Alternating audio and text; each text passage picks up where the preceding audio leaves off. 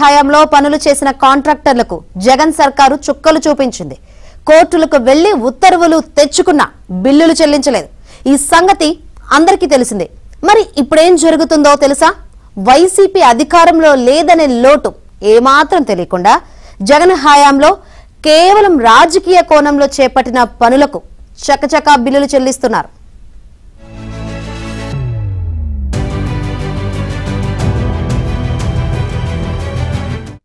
2014-19 మధ్య పనులు చేసిన కాంట్రాక్టర్లతో పాటు ఇప్పుడు ప్రభుత్వం వచ్చాక జరిగిన పనులకు సంబంధించిన బిల్లులు 4000 కోట్లు పెండింగ్ లో ఉన్నాయి. అయినా సరే ఐపాక్ పనులకే బిల్లుల చెల్లింపులో పెద్దపీట వేస్తుండడం విశేషం. ఎన్నికల ముందు వైసీపీ ప్రభుత్వం చేపట్టిన పనులకు సంబంధించి 600 కోట్ల బిల్లులను క్లియర్ చేసేశారు. 3 రోజుల క్రితం ఈ చెల్లింపులు జరిగిపోయాయి.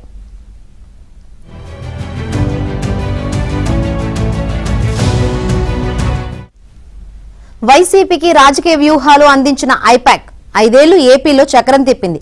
2024 ఎన్నికలకు ఏడాది ముందు ఎక్కడ ఏ పని చేయాలో కూడా ఐపాక్ దిశానిర్దేశం చేసింది.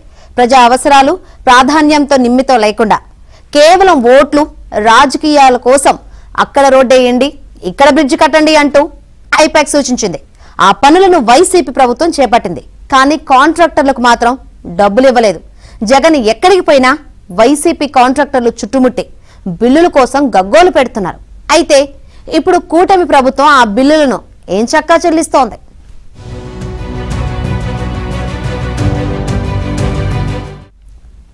మార్చి 30వ తేదీన 2000 కోట్ల బిల్లులు చెల్లించామని, ఇందులో 90% కోటిలోపు బిల్లులున్న చిన్న కాంట్రాక్టర్లేనని ప్రభుత్వం అధికారికంగా ప్రకటన ఇచ్చింది.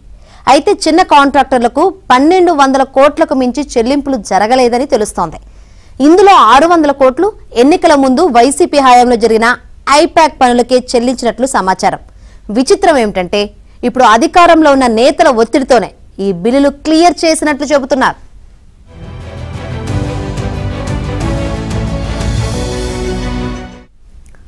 $2000 కోట్లు ఇచ్చేశామని ప్రభుత్వం ప్రకటించగానే బిల్లుల కోసం ఎదురు చూస్తున్న కాంట్రాక్టర్లంతా సంబరపడిపోయారు. ఖాతాలోకి డబ్బు జమ అవుతుందని 3 రోజులు వేచి చూసినా ఫలితం లభించలేదు. మరోవైపు ప్రభుత్వం డబ్బులు ఇచ్చేసింది, బాకీ కట్టేయండంటూ అప్పట్లో సిమెంటు, స్టీలు, ఇతర మెటీరియల్ సరఫరా చేసిన వ్యాపారులు చిన్న కాంట్రాక్టర్లపై ఒత్తిడి పెంచారు. డబ్బు రాలేదని చెప్పినా నమ్మడం లేదు. ఇంకా కొన్ని పనుల బిల్లులు 2017-18 నుంచి దాదాపు 80 కోట్లు పెండింగ్ లో ఉన్నాయి. పనులు చేసిన వారంతా చిన్న చిన్న కాంట్రాక్టర్లే. ఇవి ఇప్పటికీ క్లియర్ కాలేదు.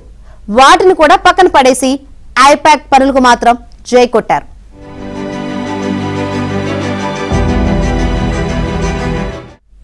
బిల్లుల చెల్లింపులకు ఒక పద్ధతి ఉంది. అదే ఫస్ట్ ఇన్ ఫస్ట్ అవుట్ విధానం. మొదట పనిచేసి బిల్లులు సమర్పించిన వారికి మొదట చెల్లింపులు జరగాలి. ఈ పద్ధతికి వైసీపీ పాతరేసింది. టీడీపీ హయాంలో పనులు చేసిన వారిపై కక్ష కట్టినట్లు వ్యవహరించింది. కనీసం ఇప్పుడైనా ఫిఫో పాటించాలని చిన్న కాంట్రాక్టర్లు కోరుతున్నారు.